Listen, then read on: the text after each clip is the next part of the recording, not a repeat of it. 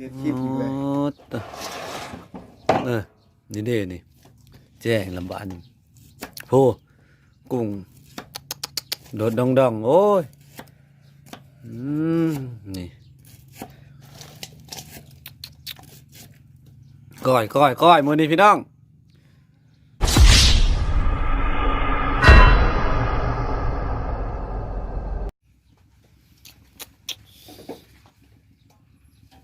นี่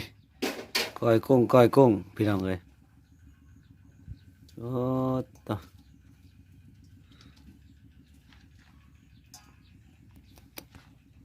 แนวนัวเด้อบัดนี้เด้อ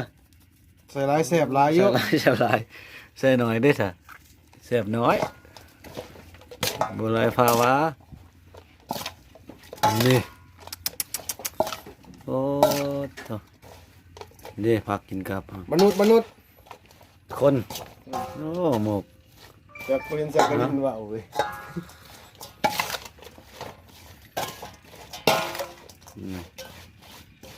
โอ้กูเป็นสิงคโปร์อีกสิฮะ นี่พี่น้องว่าบางซีมบ่กันเด้อ ลูกทายดี หอยมันหนักซีมนี่โอ้ตัวใหญ่ๆเด้อนี่นะนี่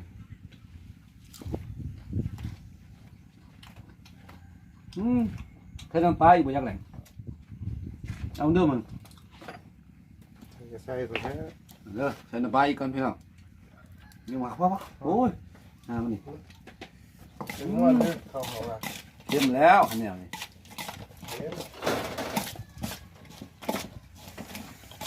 ขาล้นกันพี่น้องเลย มนุษย์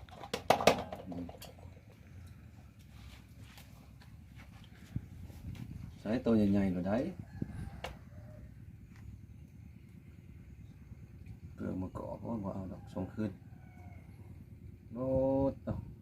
ดิบๆเลย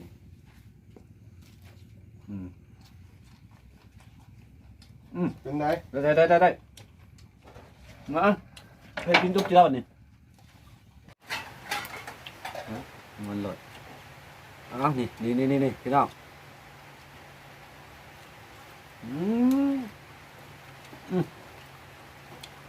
มะเขือนี่เอาเนาะ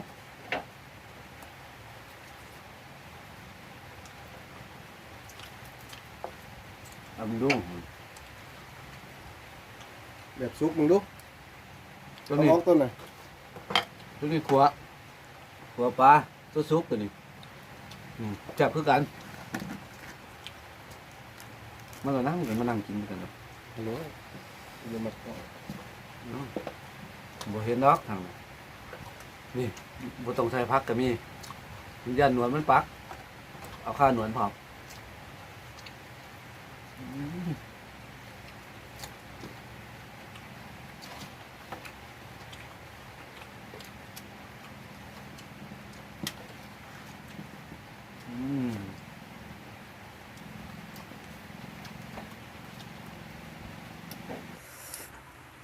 นี่พี่น้องเอาใบผักกระโดนหล่นนี่ใบกระโดนยุบกับคักๆเลยโอ้ต่อคำใหญ่ๆ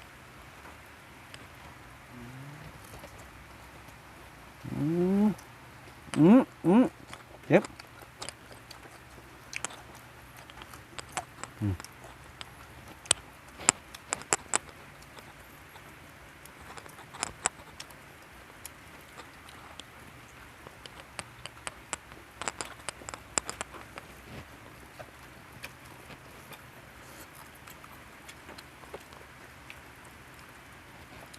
กุ้งเต้นมันเข้าเต้นเลยมันเหงา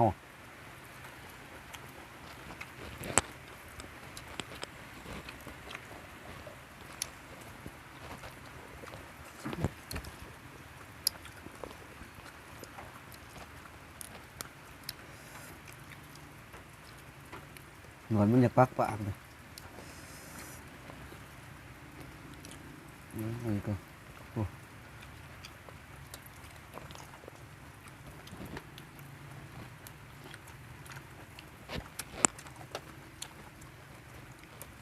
ฝนตกโดดออกมาเนาะ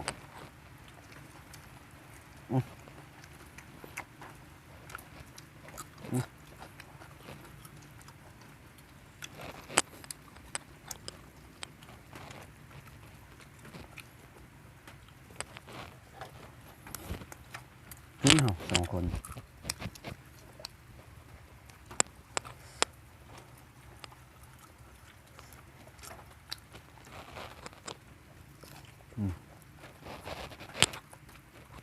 ตัวนี้ปนบุ้งปนกบตัวนี้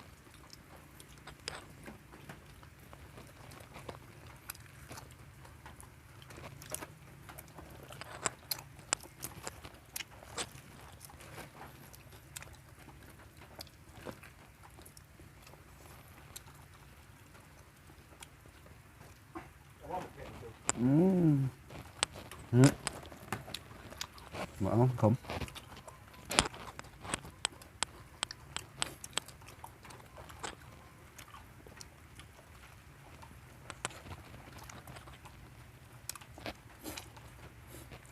คือเผ็ดเนาะ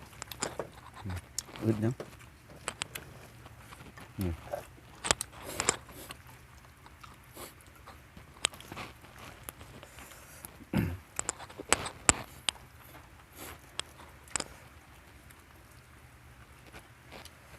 ตัว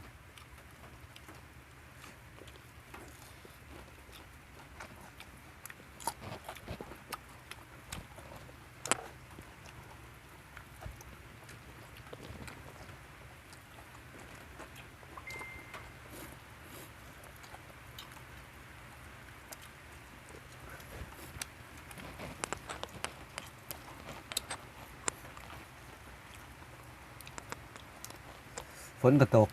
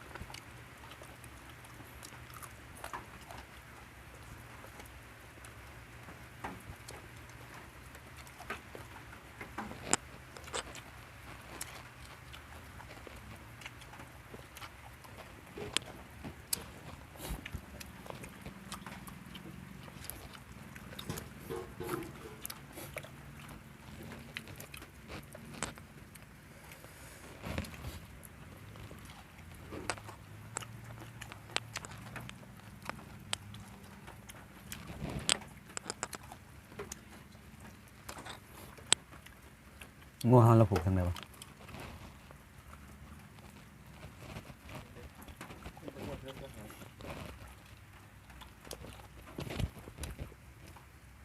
แถวเก่าผู้ประจักษ์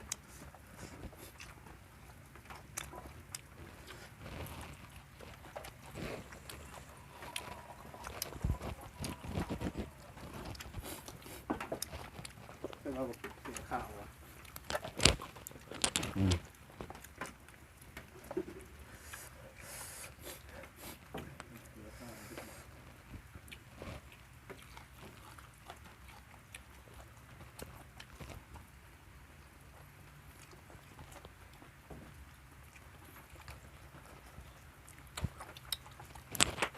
กินกุ้งช่างอย่างเดียวอันช่างโดนมันปักอืม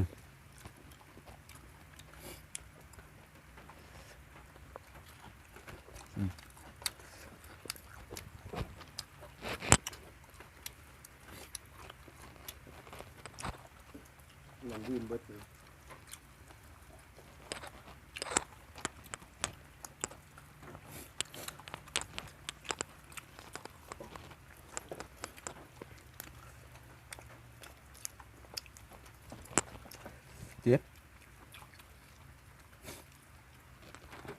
แค่นพวกมันมาไม่เป็นไร